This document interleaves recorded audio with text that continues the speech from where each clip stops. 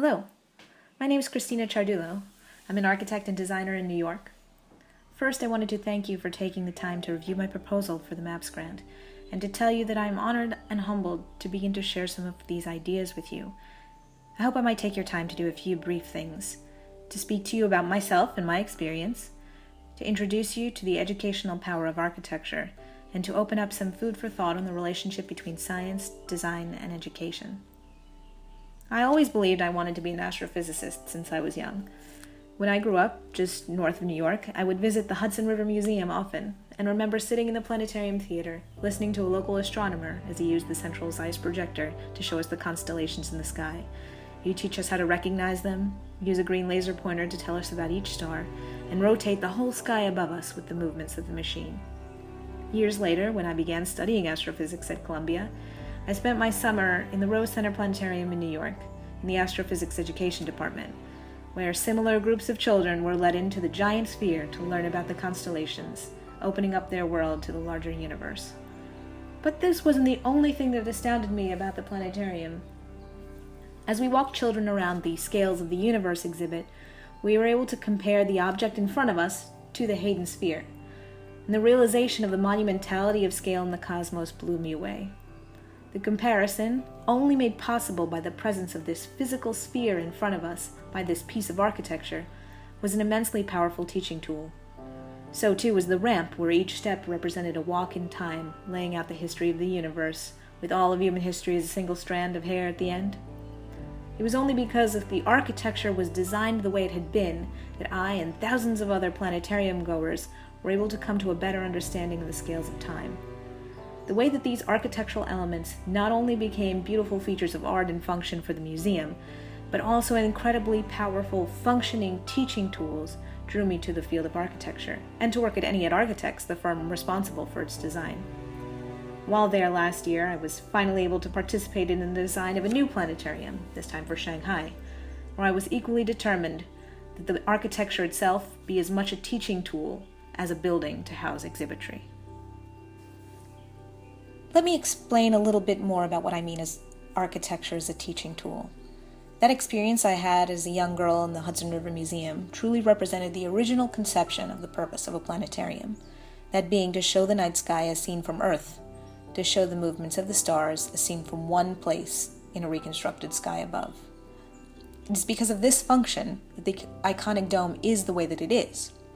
It was not always so. Tycho Brahe in 1585 designed the representation of the heavens as seen from the outside. In 1650, the hollow sphere with constellations painted on the inside was a common means of education and representation. The Copernican planetarium, constructed in 1923 for the Deutsches Museum, was an evolution of the orrery. It was a ceiling-mounted device to represent the celestial movements, one which also made its way to the Hayden Planetarium in the 1920s. The dome itself was the product of a Gestalt switch, an entirely new way of envisioning and thinking about how to represent the motions of the stars. It was born from new technology in 1923, when Zeiss engineers first invented the notion of projection of the constellations within a fixed dome. The planetarium was born from this moment of pure insight as a spherical or hemispherical structure for the education of the sky as seen from Earth, and it was a piece of architecture that changed the perspective of millions. But we have seen the planetarium progress over the years. Now, instead of remaining on the Earth's surface looking at constellations, we use it to take trips through the stars, field trips to the moon, fly by exoplanets, and fly through the canyons of Mars. We have begun to use the dome more as a theater, frankly. And indeed, we have not stopped at the dome. We have used the space below the sphere for more projections. We've created ideas of immense globes you might walk through. We've engaged virtual reality and a whole host of other methods for technology to continue to challenge how we teach and understand science and astronomy. And in these many ways, these new technologies demand new spaces in which they can be fully experienced. Architecture is essential to that experience. The planetarium itself is a piece of architecture designed for an educational function, to create an experience. If we were to replace the word architecture with experience, we might begin to understand its importance to the world of education.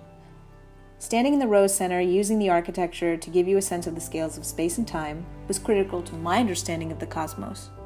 When we tackled the planetarium design for Shanghai, We thought about other ways to make the architecture tell a story about astronomy, and that was through light and the monitoring of light over time and seasons, telling us about our place in the sky and the Earth's relationship to the sun. This was in many ways more direct than representation. This was actual observation, using the architecture as an actual scientific instrument to be used by the public, and to change their perspective about their place in the universe. It is the hope that they might observe the passage of light at the planetarium and remember this globe spinning around our star every time they might watch as the light passes through a window of their room when they're back in the rest of the world. I'm hoping to build on this very initial research to see how else architecture and design may speak to the understanding of astronomy. This grant is just a first step. I do not say that I hope to bring on the next Gestalt switch in the architecture and design of planetariums for the next century, only to open up a discussion with you, with scientists, with educators, with museum directors, and exhibition and architectural designers together to challenge us to think beyond what we know and to explore how the design of a new experience can continue to take us beyond our limited perspective and into the unknown. I thank you again for your time, and I hope this may be the beginning of a long and fruitful conversation on the relationship of design, astronomy, and education. Thank you very much.